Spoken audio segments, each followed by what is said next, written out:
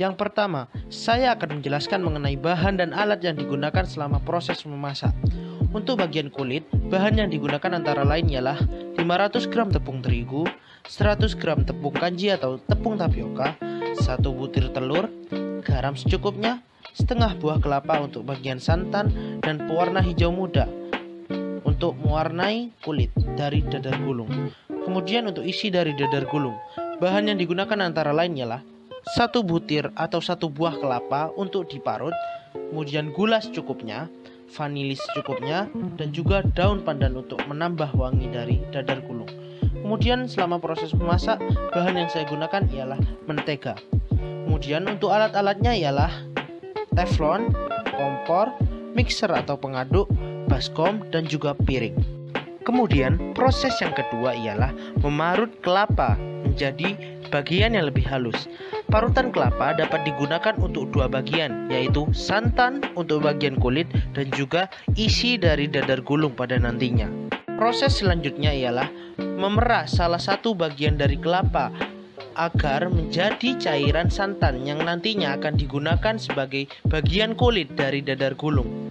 Sementara itu, bagian kelapa yang lain akan dicampur dengan gula, vanili, pandan, kemudian akan disangrai agar aroma dari isi bagi dadar gulung lebih keluar dan lebih terasa.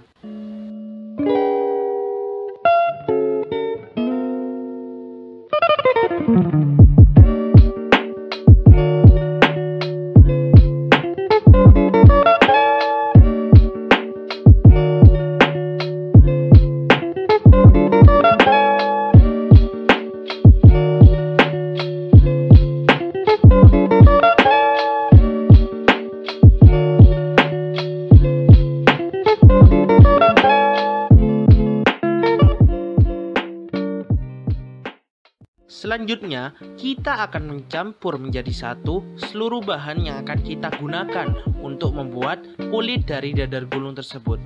Yang pertama, kita masukkan tepung terigu sebanyak 500 gram. Selanjutnya, kita juga tambahkan tepung tapioka atau tepung kanji sebanyak 100 gram. Tidak lupa 1 butir telur juga kita masukkan. Kita juga bisa menambahkan garam agar adonan terasa lebih gurih. Garam yang kita gunakan sebanyaknya ialah secukupnya sesuai selera kita. Tak lupa juga yang paling penting ialah santan agar adonan lebih encer sehingga lebih mudah untuk diaduk menggunakan mixer. Kita aduk hingga rata hingga adonan tersebut encer.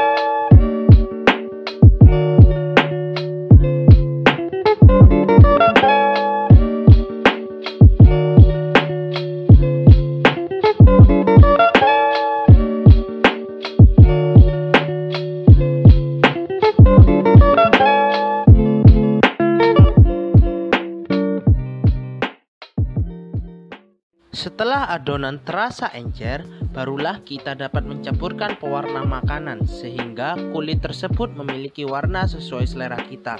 Untuk kali ini saya akan menggunakan warna hijau muda.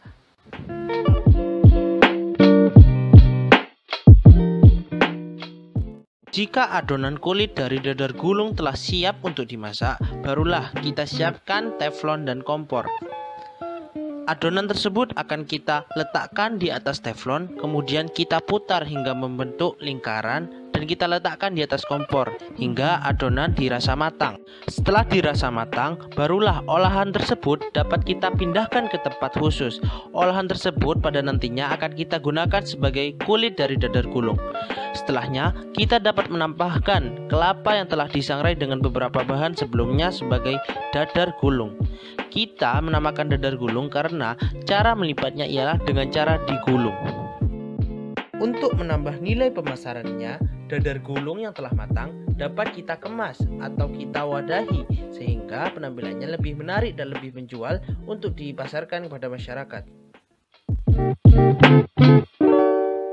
Dadar gulung telah siap untuk disajikan, bahkan telah siap untuk dipasarkan. Terima kasih, demikian video dari saya. Semoga bermanfaat untuk kita semua. Sampai jumpa di video pembelajaran lainnya, khususnya dalam pembelajaran prakarya dan kewirausahaan ini. Wassalamualaikum warahmatullahi wabarakatuh. Sampai jumpa. Dadah.